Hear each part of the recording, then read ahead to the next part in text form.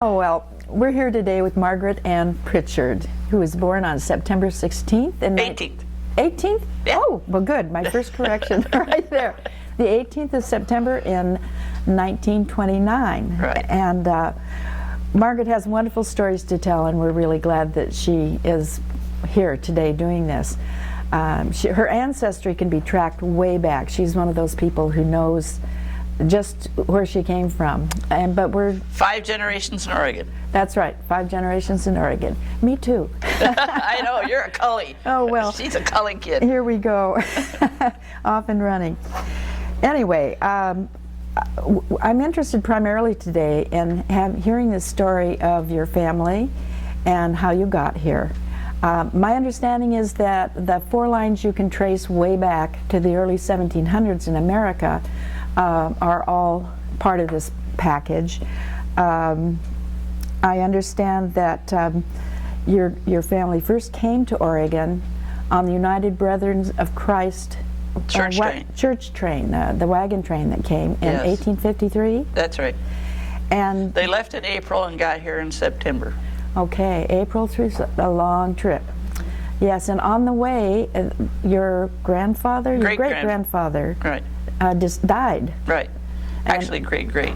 Great-great. Yeah. Okay, thank you. This is the kind of tangle that's there to be untangled if you Right. know what you're talking about. So we know that all these things go before Margaret and before her arrival here. Your immediate family arrived in this Oak Lodge area when? Just before I was born. The house I was born in was on Hull in what future became the highway. Oh, really? In fact, the house was, my dear darling mother, they moved the house off of the right-of-way, and when they moved the house, she convinced them that we needed to have a full basement when they moved the house. So the house on Hull and Superhighway had a full basement thanks to Mother's coercion of highway engineers. Their equipment. I mean, they just happened to have some diggers there. So Mother moved into Jennings Lodge, I would say about a year before I was born in 29. Where had they lived before? Mother was born in Corvallis, moved to Portland when she was 8 or 10, when Granddad built the house on 80th and Woodstock. Okay. And that's the house that I remember as a little girl going over on the streetcar to visit Grandma and Grandpa. Yes. So your grandmother and grandfather were fairly close, even though you lived out here on Hull. Yes, and Mother ended up raising the 3 of us, my 2 older brothers and myself, by herself as a single parent because of my father's demise. And Granddad became our surrogate father image. Mm-hmm. So when did your father die? Right after I was born. Okay, so that was there. Anything notable? What do you remember about being born? Not a thing other than about 4 years ago I had a accident and ended up at OHSU with a smashed in face. And as they were putting me back together again, looked like a meat market. And as they were putting me back together again, my nurse had done some homework, and she said, now if you lean forward now that you can sit up and you count up 4 levels and in 2 windows, that's the room you were born in, Multnomah General Hospital. Okay, and where was that located? On the hill. It's still part of OHSU. Oh, cool. It's the oldest building in the complex. So were your brothers also born in a hospital? No, my eldest brother was born in Parkdale. Mm-hmm. And my other brother was born in Oregon City. So that sounds like if you were in Parkdale, the family. He was on a summer job. Oh, I see. Yeah. So. He was. I'm not clear on this. This is where it gets a little. Yeah. Well, no, he was working on. He was a contractor, and he had a job up there, and had the family with him. Oh, your father. Yeah. Thank you. And so that's where Dave arrived. I see. Okay. My eldest brother. And when you lived in town, where did you live? Or, well, you weren't there yet, but... Well, the house that I was born in was on Hull and Superhighway. Right, but your grandparents? They lived at 80th and Woodstock. And your family lived there?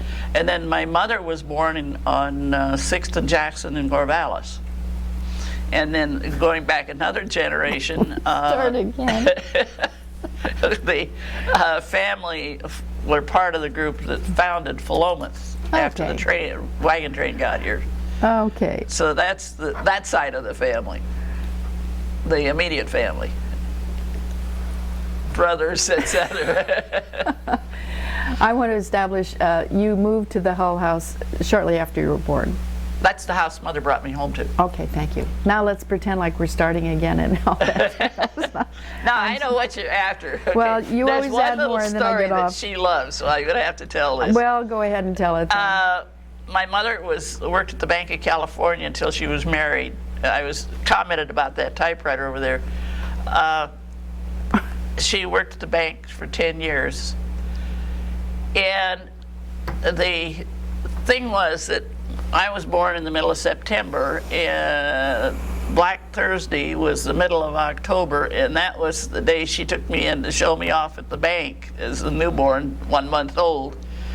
And her colleagues at the bank always said I caused the crash because they took one look at that baby and they said, "Ah!"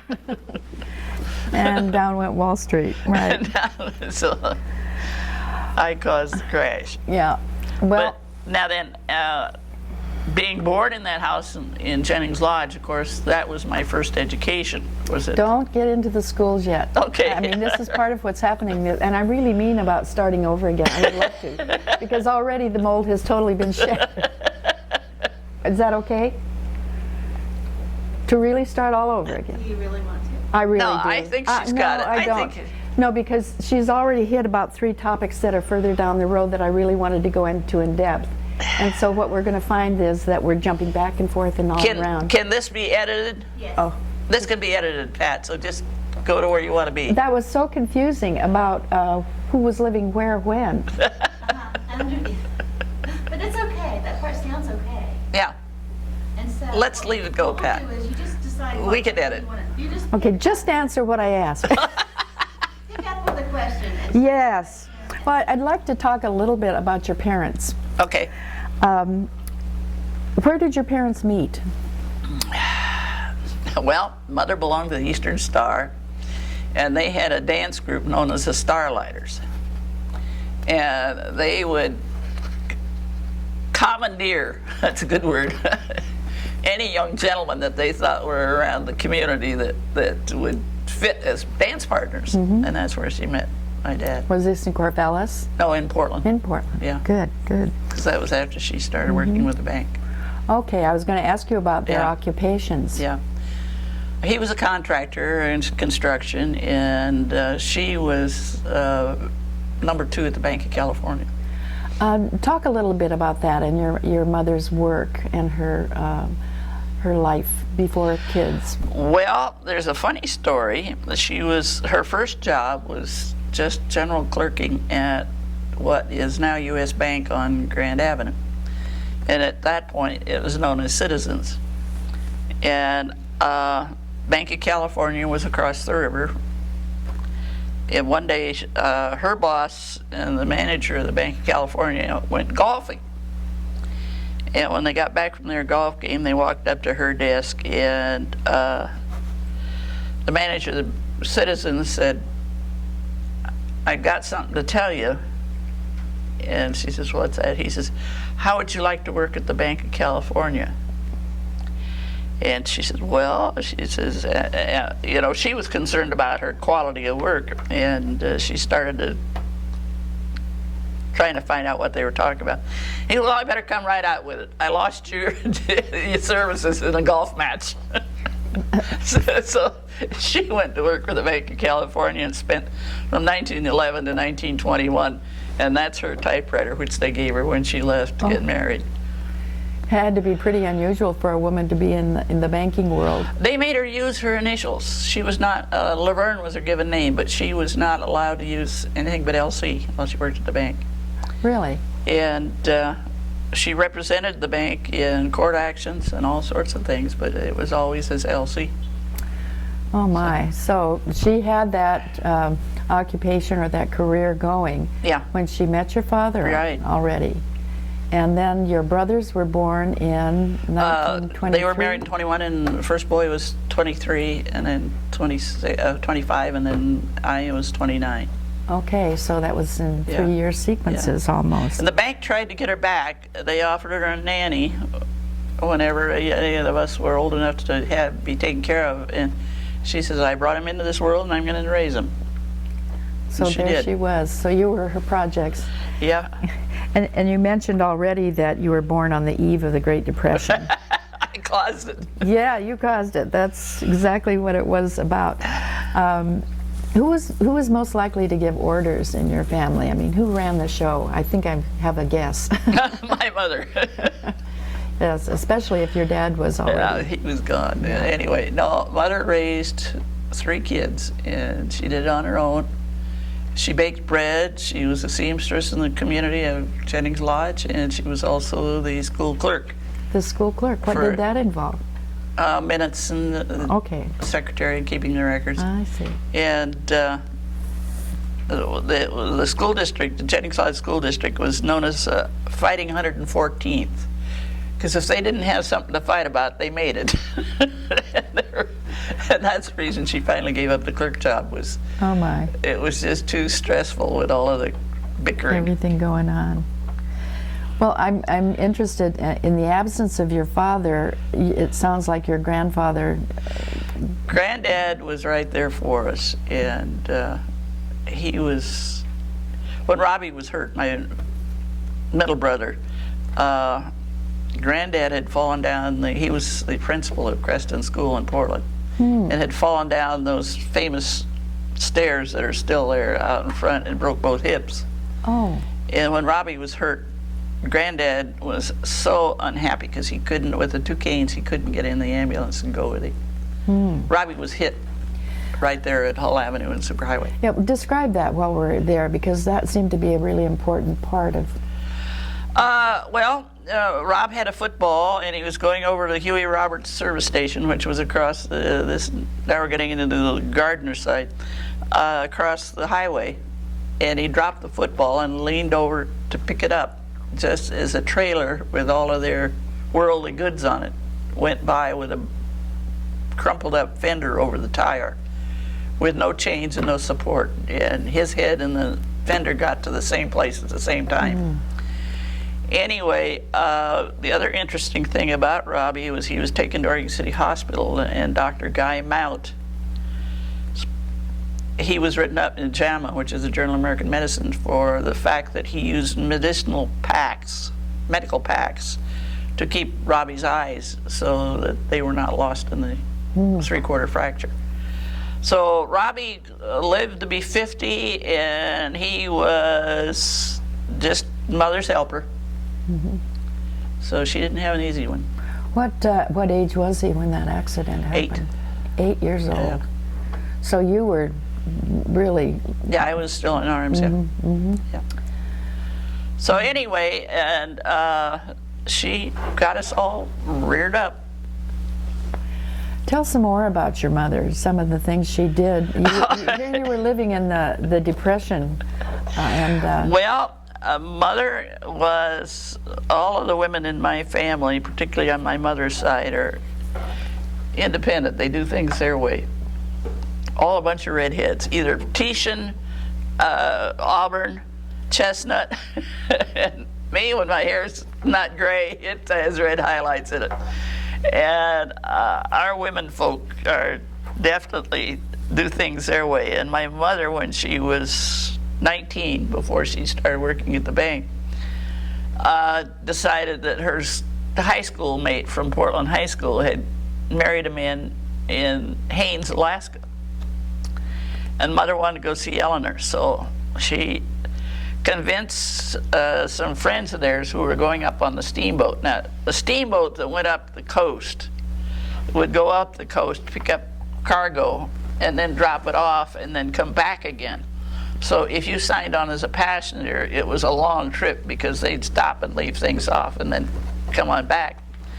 So she went up and convinced her mother and dad that she was going up as a lady's maid to Mrs. Stowe.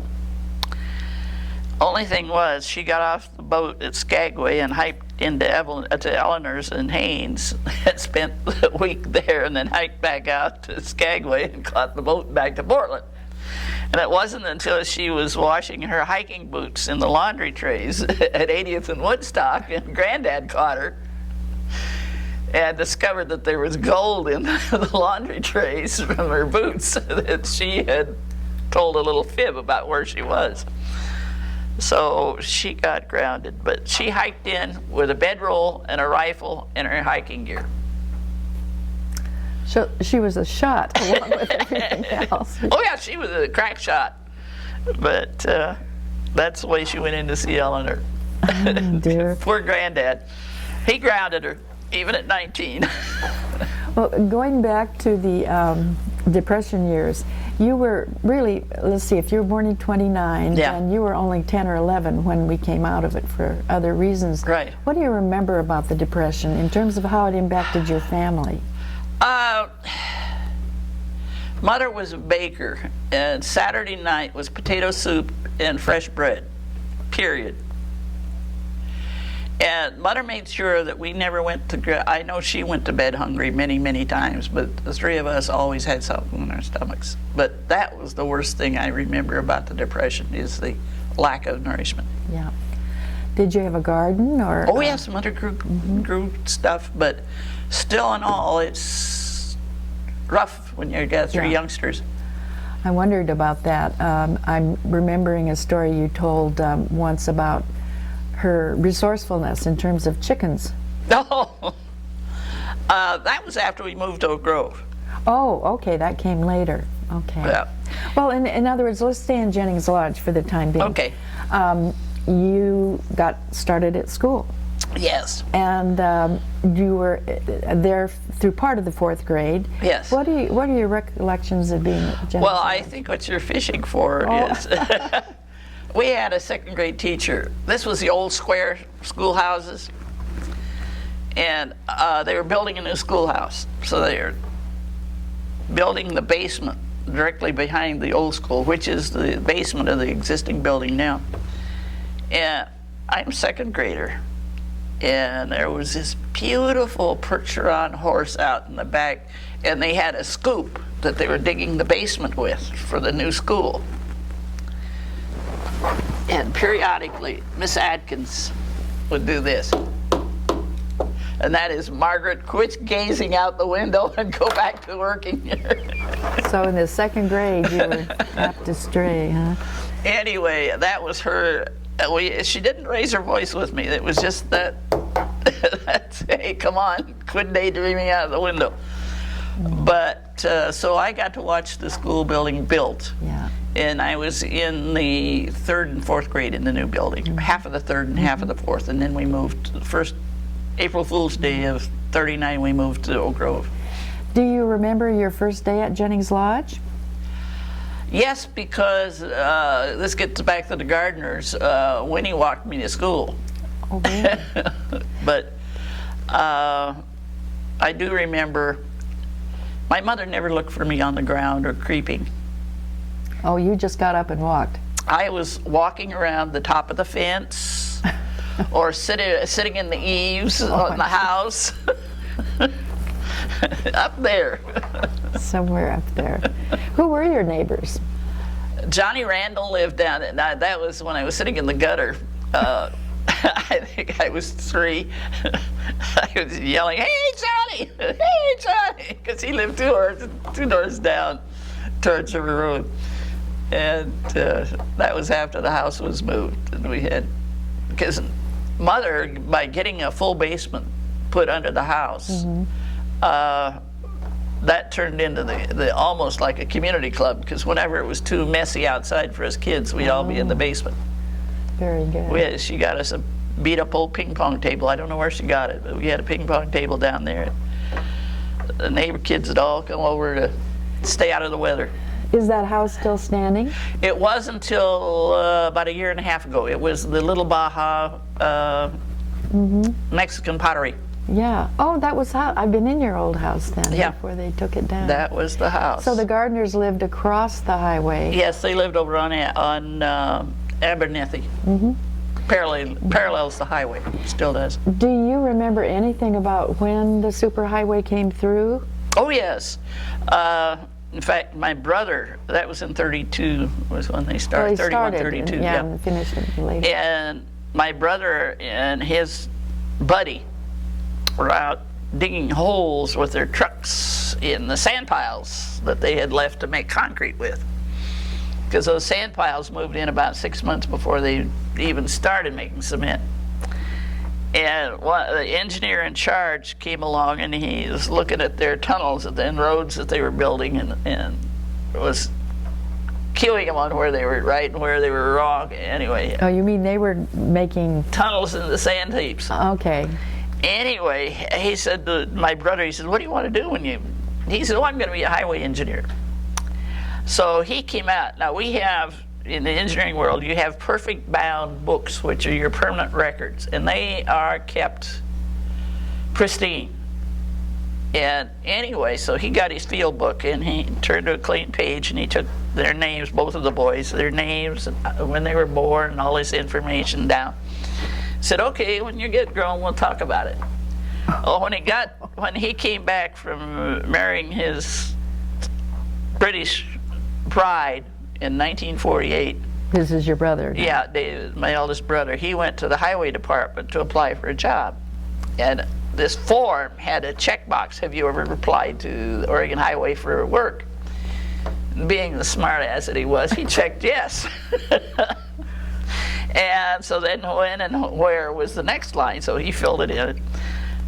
Just being, as I say, just being a smart aleck. Anyhow, they hired him. And when he retired at 60 from the highway department, one of the things they gave him was a copy of that field book with his application in it, stapled to his retirement papers. And that was when he was probably 10 or 11? 10, yeah. That's a great story. So he was a highway engineer. Some people think that the highway road, the path was already there and they No. just made it big. Tell about that, how that highway cut through. Okay, we have the Market Road, which was the old field. Yeah. That went, then when the highway was built, it went from Canada to Mexico. That 99E. Yeah. All right. Pacific Highway. Then we have River Road, which was the Indian Trails. Now, you have to remember, Indian Trails were not built right along the edge of the water. They were built up where they could shoot down to anybody that was invading their territory that was on the river, because river was their main transport. So you've got River Road, which is right down there, and you've got 99E, which is right outside our door, and then you have Oatfield, which was the what they called a Market Road. Which is also a former Indian trail, That's right. the Crest Trail. Anyway, so those are our means of transportation around here. The river road for the Indians, then they built the highway, and then they had the Oatfield. So the River Road and the Oatfield preceded the highway.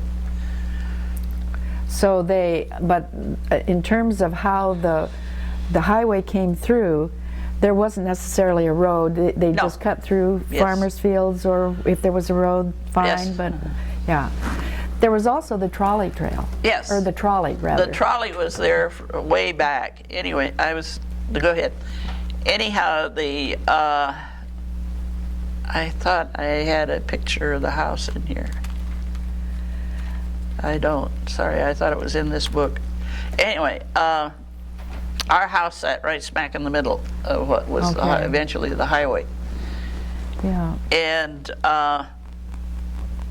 the streetcar track was there. It came in 1893. Yeah, when they put the electricity up from the Willamette Falls. The first street lights in Portland were the first use of the water off of the Willamette Falls. Anyway, the streetcar, as it impacted my family, as I mentioned earlier, Granddad and Grandmother lived over on our 80th in Woodstock, and we lived in Hull, the Hull station. And we had a streetcar conductor. His name was Mr. Reck, R-E-C-K, Mr. Reck. And Mother would take us over to Mr. Reck. So she knew when he was on the car going into Portland, a streetcar. And it cost us a nickel. And Mother would take us kids over and put us on the streetcar with Mr. Reck. Now, how old were the three of you? Oh, I was 4, 3, 4. So and 4, 6, 7, 10, and 10, yeah. or 11, yeah. Anyway, and he'd take us down to Gulf Junction. Well, the Mount Scott car, which came from Grandma and Grandma's house from clear up in Lentz down, their turnaround was at the car barns. Which was near Gulf Junction. Across the street. So anyway, Mr. Reck takes us from Hall down there, and then he'd walk us over to the Mount Scott car and turn us over to that conductor. And he'd take us out. Now, there was double track right outside of the 80th Street house. And there was a switch right here. So Grandma would wait on the switch while they switched the car off to the, to go around each other. And so Grandma would be, when they got off the switch, us kids would get off and meet Grandma. And then we'd reverse it after we'd had our time with the grandparents, whether it was a day or a weekend or whatever. And they would reverse, and we'd go back down to Gulf Junction, and Mr. Reck would be waiting for us with our nickel, and we'd go out to Hull Station and get off the car. Pretty That sweet. that was Mother's way of getting a little time to herself. Oh, good for her. Good for her. Putting us on the streetcar. But that trolley trail was the arterial from Portland, Oregon City, and we used it to the nth. How free were you to use it after you got a little bit older? We used it. We had school car. What's a school car? When I started high school, we had special cars at special times of day that went down to Island Station, and we walked across the bridge that went across the lake, and of course that brought us right to the high school. So it was a car specifically for kids to Yep. get to Milwaukee. Yep. Interesting. Yep. Interesting. Anyway, then they changed that after I was out of school, and we just had passes then to ride the regular cars. But when I was in school, we had special school cars. You didn't want to get on the school cars with high school kids. Oh, just like it is today on the buses. Before we leave Jennings Lodge, I'm curious about how far afield you were allowed to roam in the neighborhood. All over. All over, including what? Well, at Welter Park, which is now one of the first developments that they had in Clackamas County, which is down at Glen Echo. Oh. That was our woods. We played in that. We climbed trees and played tag and cowboys and Indians and. Was that on the west side of the highway? Yeah, well, Welter Park is now between Abernethy Road and at Glen Echo. Okay. On the south side of Glen Echo, that development. So you had woods? That was woods. Yeah. That was all woods. And we'd go down to the river to swim down to the Clackamas, to High Rocks, as kids.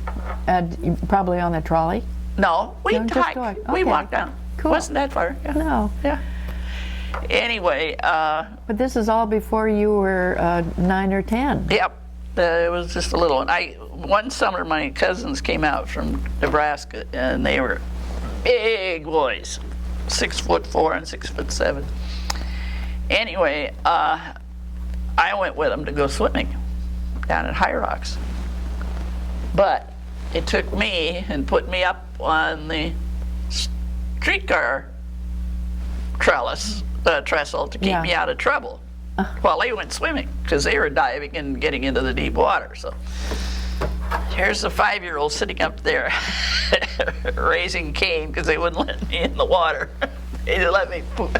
Was noise enough to raise Cain, or did you do anything more desperate? No, I didn't, because I knew the problem was they were visitors from Nebraska, and I would have gotten big trouble with Mother if I hadn't done what they told me to do, and that was stay put. Okay.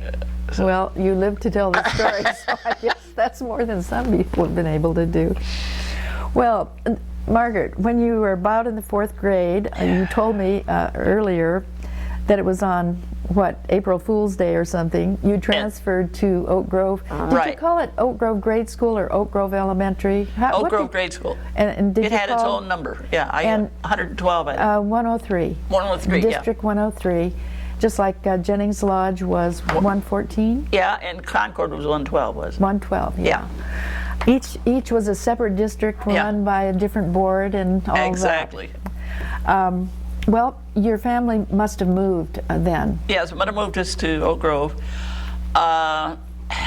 It was after my brother was hurt, and they were concerned for our well-being living that close to the highway, because we were like 10 feet from the right-of-way. Whoa.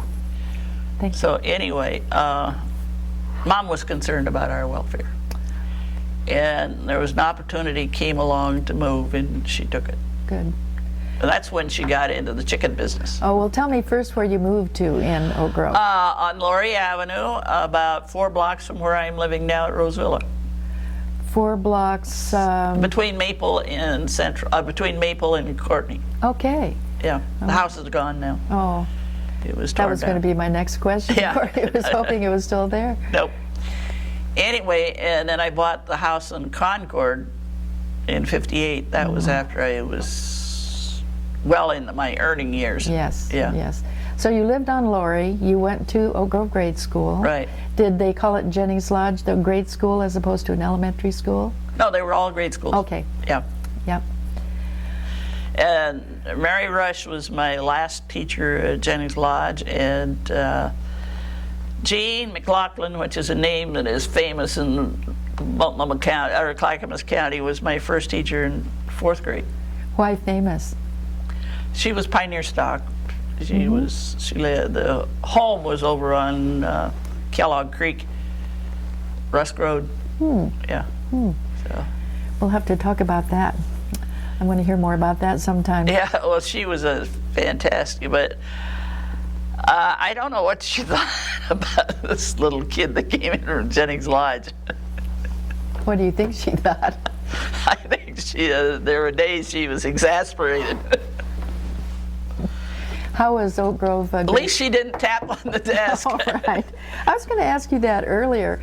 What were you really good at in your grade school years? I mean, was there anything? Math, science. Yeah. Well, the one thing that was different about me was I had a perfect pitch. Interesting.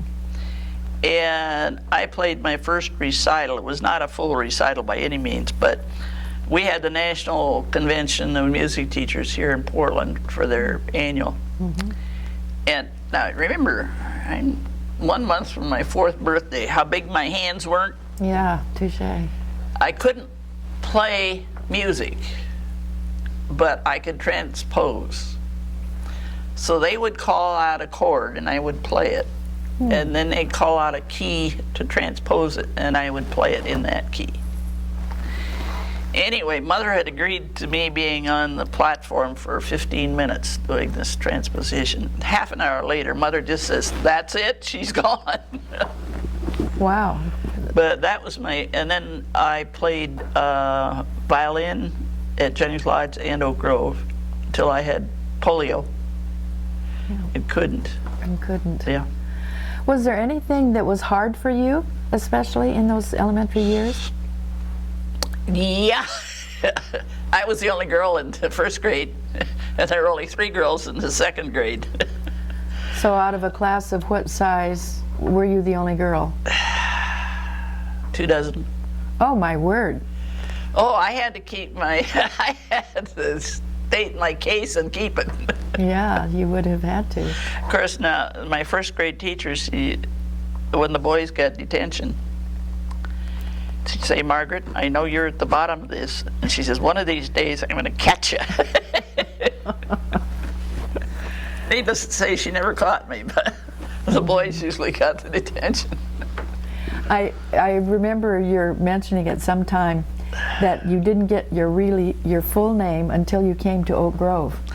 No, we didn't know that when I was born at Multnomah General that they had, for some reason, haste, waste, or whatever, had led.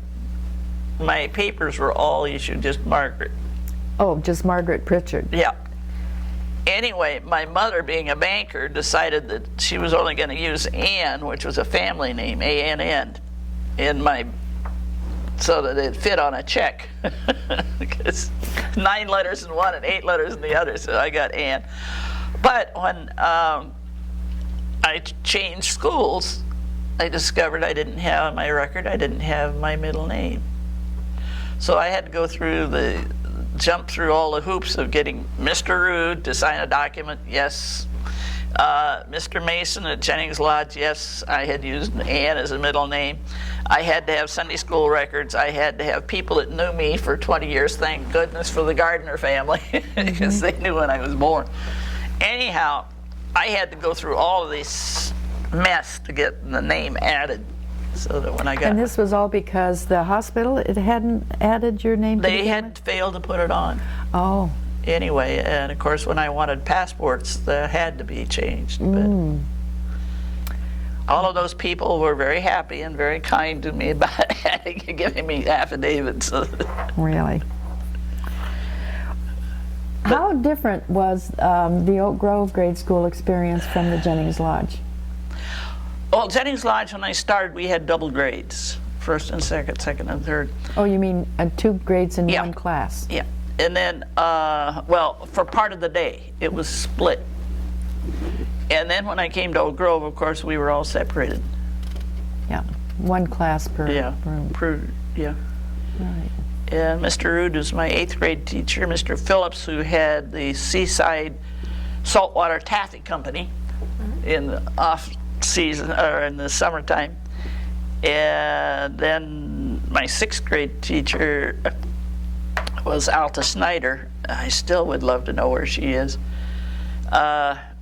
We had a workup softball game going, and one of the boys decided that he was going to be next at bat.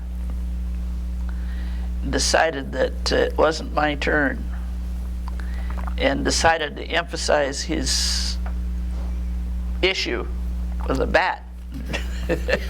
I still got gray hair up here. He split my scalp with the bat. Ooh. But she handled that so beautifully. Really? And I had rheumatic fever later on that year, and she brought me, she lived in Scio, and before she went home for the weekend, she'd come by the house, pick up my homework, and give me my next week's homework. So what age were you when you had... About 6th grade. In rheumatic fever? Yeah. Anyway, so I matriculated with my kids into Mr. Phillips' class, because that woman took her time in seeing that and Mr. Root spilled ink on the registry. Pardon me? Mr. Root spilled ink on the registry, so that they couldn't count the number of days that I was out of school. Oh. There were ways, weren't there? Yeah. Anyway. Oh, goodness. Well, by that time, let's see, World War II would have come along in that period. And what do you remember about the beginning of that? I remember, of course, my brother went to Europe. And this is your middle brother? No, my oldest brother. Oldest brother. Yeah, I remember the middle one was the brain injury. Yes. The oldest brother went to war. And the one thing that of course, that was after polio, so I was limited in the amount of school I could take at high school. I was only allowed 4 hours. Well, let's go back a minute then and keep this straight. You had rheumatic fever. In the 6th grade. And then between grade school and high school, I had poliomyelitis. That summer. Yeah. You contracted it. Yeah. And I was only allowed morning classes in high school for my first year, and then I was allowed an extra hour for my sophomore year. And then junior, senior year, I took 6 solids to catch up with it, to keep up with my class. So I graduated with my classmates. Yep. Okay. We're into school, so let's take 5. Good time to get a break. Oh, my.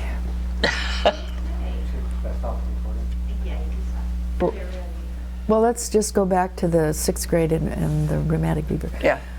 That's when Miss Snyder gave me my homework, and so I could keep up with the class. Right, but you were at home, and your mother was home too, and so you... Taking care of me, and that's when Mr. Root spilled the ink on my attendance record. So that was taken care of. You didn't need to worry about that. They were all glad to get rid of me. Trying to urge you onward. I'm sure they had good thoughts for you. Yep. So you had a couple more years at Oak Grove grade school. Right. But you graduated. Were you ever in sports to speak of? You had Other than music getting my going head for you. patted. Okay. Well, that maybe was a good one. No, nothing spectacular, no. Yeah. Yeah.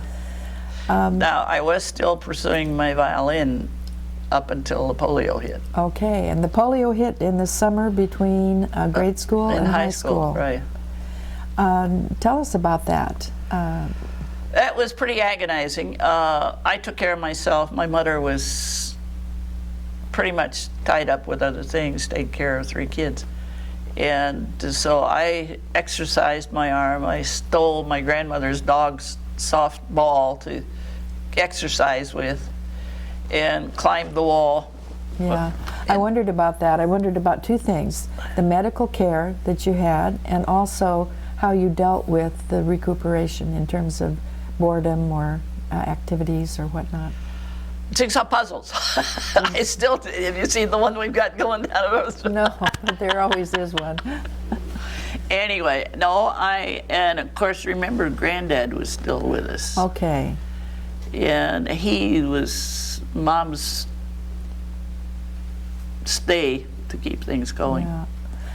How did your grandmother enter into the family? Well, he died right after my brother went to service, Granddad. Oh, Anyway, so we left Grandma out at 80th Street, and my uncle was living as kind of a caregiver. And finally, Mother decided that wasn't working, and so she brought Grandma over to Lori. okay. And it was the chickens and the goats. We had to have goat milk for Grandma. Anyway, and that was during the war. And Mother, schemer that she was, we had our Oak Grove market was Gold Brothers. Mm-hmm. And of course they were Jewish.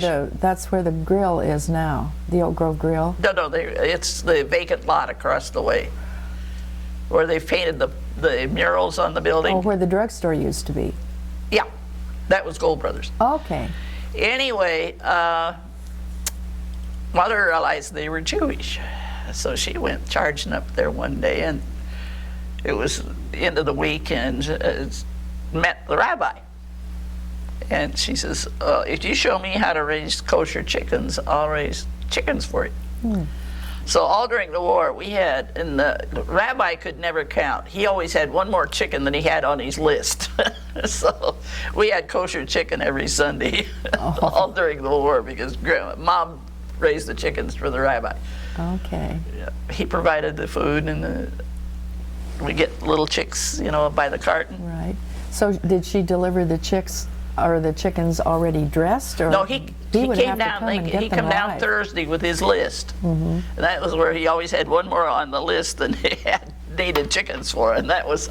But he would take them live? Yes, yes, for 'Cause of the kosher they butcher, have to take yes. care of the whole ritual. I thought so.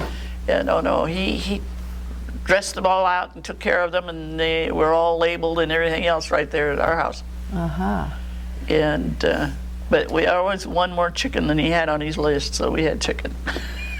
Go back to the polio. I'm interested in that. What kind of medical care did you have, or what Nothing. was available? During the war, we were saving bacon and lard and everything else just to keep the war going. Right. During that period in time, there was not anything out there for Joe Q public. I mean, everything was war effort.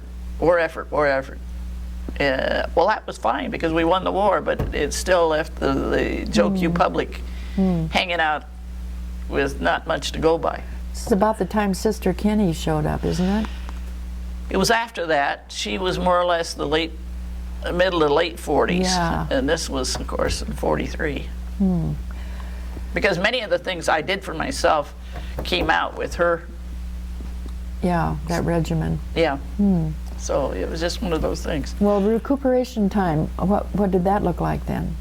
Well, as I say, I was not physically able to go to school, go to high school, except for 4 hours. So you rested, or? Yeah, we just took life one step at a time. Were you a great reader? Jigsaw puzzles! Oh, this is the engineer coming out in you. I wondered about that. Did you ever have adults who dreamed a future for you? Did you dream a I future was for born an yourself? engineer. I was an engineer at 3. How do you know? Well, one of the stories that Mother loves to tell is that remember the globe clocks we used to have that had a pendulum?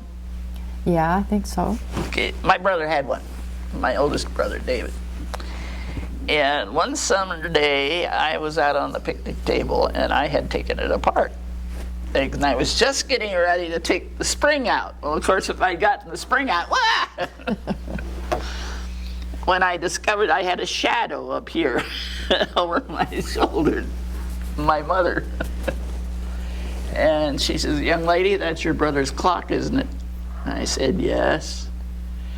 She says, "Well, it's 3 o'clock now and dinner is at 6. And she says, "Either that's working or you don't get any supper." So I had to put the thing back together again.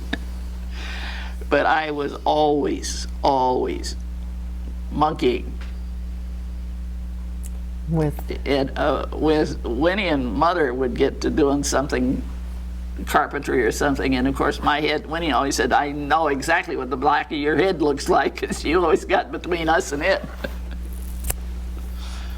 So. Well, you started early. Yeah. Really. So again, your high school career was different than everyone else's? Yes, Mother bless her heart, when I left Mr. Rood's class, all of us had to fill out a form, which was the courses, so that the high school, it was a Union High School, so it drew from 9 grade schools. And everybody filled out a form as to what you wanted to take as a freshman. And that way they knew what classes they needed and how they needed to put their classrooms together. And of course I put down higher mathematics and mechanical drawing and shop and all of these things that weird. So those slips went into the school, to the high school, and Mother got a notice that she was to meet with the school board. The board? Yeah. And they said, "Well, we got your daughter's slip here, and she's going to have to either go into business or into home ec, because this just isn't going to work." Mother says, "Show me in the state school code where it says that she can't take these courses." Well, they're going to have to review it. So that was the last of June. So they called her in for the July meeting, and they still had the same grind, and only that one they'd added the fact that the shop only had 1 restroom. And Mother said to them, "Well, how many bathrooms do you have in your house? Are there locks on the doors?" So that blew them out of the water.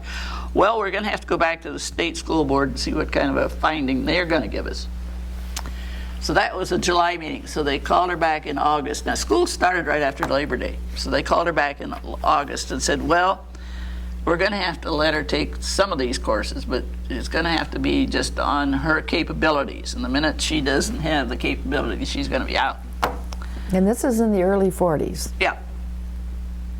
Mid-40s. Mid-40s by that time? Yeah. Okay. Anyway, I ended up on the dean's list. And you got to take what you needed Yeah. to take? Mom beat them. Yeah, They good. didn't have any answer for her. Okay, that's great. Well, what were your options after you finally got through that regimen of Milwaukee High? On an accelerated basis Well, at the end, but not the beginning. Right. Well, the thing that the Kiwanis in Milwaukee tried to give me was a scholarship, and of course, with Rob, Mother had to have me help with income. Mm-hmm. And as a result of that, I wasn't able to accept the Kiwanis' offer for education. So I had to earn my own education. I started working, earning an income, helping them with Mom and Rob, and then taking night school. Mm-hmm. I started working, and my first was night school and going to Multnomah Junior College. And then I started working at Dean Witter, so then at that point in time I was working New York hours in Portland, so I had the afternoon and the evening, and that's when I went to Oregon State. You say you had the afternoon, you mean you had the afternoon free? Yes, because we were working New York hours. Early hours, okay. Yep. So anyway, I earned my own education. And then after I had enough credit hours, I went to work for PGE as an engineering clerk. An engineering clerk. Okay. And then when I discovered that there was about $2,500 difference in wages between the guy that was sitting next to me and me, it was when I drummed up some scholarship money and went to University of Washington. I think that will be an area we can save for another time. I think we're getting off into the wild. In the few minutes that we have left, though, I'd like to go back to how it was to live in Oak Grove at the time when you were in high school and working. Well, I'll tell you the bell story. You know, we have the old school bell over here at Torbank now. Oh, I didn't know that. Yeah, it's on a roller out so that they can roll it around. Anyway, that was in the boiler room at the old Oak Grove, which is now Sojourn. And I'm down here on Laurie Avenue. You're living on Laurie. Yeah, between Maple and Courtney. Mm-hmm. And we had a 5-minute bell and an 8 o'clock bell. The 5-minute bell says you got 5 minutes to get to your desk. And the 8 o'clock bell was class starts. We had, back at Brochi's house, we had there are houses in there now, but there was a woods. Mm-hmm. And I'd be about halfway through the woods and the 5-minute bell would ring. So you ran for it? Yep. Oh, goodness So sakes. I was pretty good at getting through the woods and into the classroom before the bell rang, the final bell. Where did you shop for groceries and things like that? Oak Grove was quite a little community. We had 2 grocery stores. We had Bull Brothers on one corner, and we had Buy Right on the other corner. We had Leonard's Lumberyard, which is now part of Cranston. it's a business. No, it's a business office. That's on the southwest corner. Mm-hmm. And then we had the drugstore over here, where the bar is now. Mm-hmm. But we had 2 grocery stores. We had post office. The building that we're talking about over here had frozen food lockers, a meat market, a post office, a barber shop. Now I'm going just through time that these were all in that building at various and sundry times. And back to a liquor store. And then it was a rifle range. And then it became, after the rifle range, it became a bar, and that's where it is now.